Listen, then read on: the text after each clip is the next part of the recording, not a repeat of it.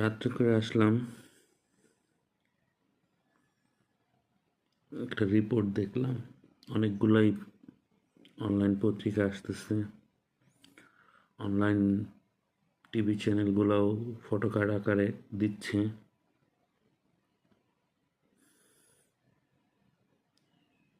আমাদের প্রধান উপদেষ্টা বলেছিল যে ইটস এ ম্যাজিক, আমরা কোনো দেশে যাব না, পৃথিবীর সকল দেশ আমাদের কাছে আসবে।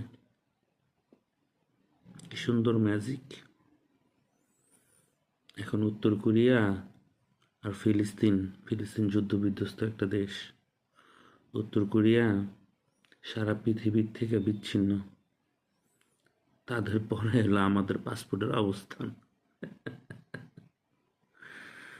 লজ্জা থাকা উচিত, লজ্জা নাই।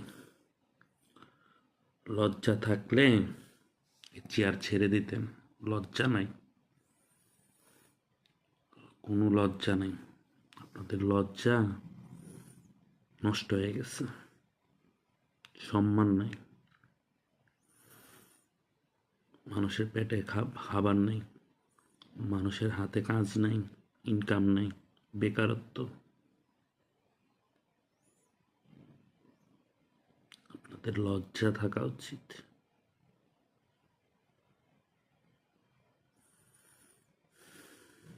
দেশটাকে শেষ করে দিলেন ঠান্ডা মাথায়।